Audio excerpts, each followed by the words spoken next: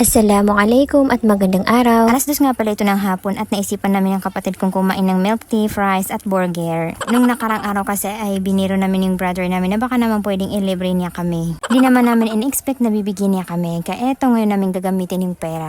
Ang dali lang manghingi ng money ngayon basta may chikas ka, kahit nasa Malay sila ay makakahingi ka as long as may pera yung kakilala mo. Hindi masyado nagpapakita si Haring Araw ngayong hapon pero mainit dito sa labas. Medyo makulimlim-lim, tingin ko yung ulan mamaya, sanay wag ako abutan ng ulan dito. After 15 minutes ay nakarating na rin ako dito sa bibilhan ko ng mga snacks na kakainin namin. Susoon akong pinuntahan ay dito ako nag-order na milk tea at fries. Medyo malait ito sa bahay at dito rin ako madalas bumibili. Iniwan ko muna yung in-order ko saglit, sinabi ko na lang kay ate na babalikan ko. Tas dito naman sa kabila ay dito ako nag-order ng burger. Hindi ako fan ng burger, yung sister ko lang talaga ang mahilig nun. Pero kumakain ako ng burger, hindi lang siya yung hilig ko. Isa lang dapat yung i-order ko kaso nahihiya naman ako if isa lang kaya dalawa na yung kinuha ko. Pagkalipas ng ilang minuto ay nakuha ko na rin yung mga foods na gi-take out ko. Nag-abang na rin ako ng tricycle na masasakyan ko para makauwi na ako agad dahil malapit na mag alas 3 ng hapon. Pagkarating ko naman ay agad ko na rin inilagay dito sa may lamesa itong mga binili ko. Hindi na rin pala ako nag-lunch kanina kaya ito na rin yung magsisilbing lunch ko. Pagka-open ko nitong fries ay agad ko na rin tinikman. Pati na rin itong alaga ko ay hindi na rin nakatiis kaya nakitikim na rin. Hindi ko na rin siya binilhan ng mga ganito dahil bawas siya sa mga fast food lalo na't bibi pa siya. So anyway, maraming salamat nga pala sa brother ko na nagbigay sa amin ng kaunting pang snack hanggang sa uulitin. Alam kong nanonood ka.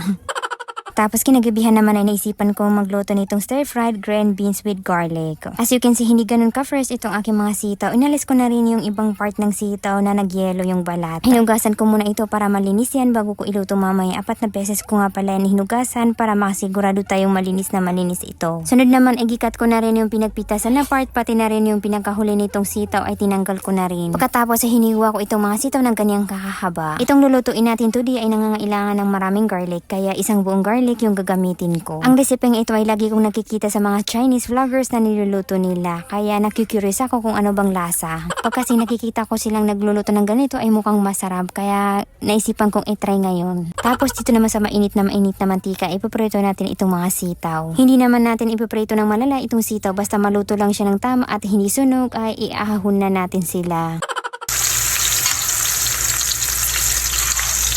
Ito na nga palang itsura after maprito itong mga sitaw, kulay green naman pa rin siya. Sunod naman ay nagsimula na akong gisain itong bawang. Ginisa ko lang yan ng tuloy-tuloy itong bawang hanggang sa medyo mag-brown ito.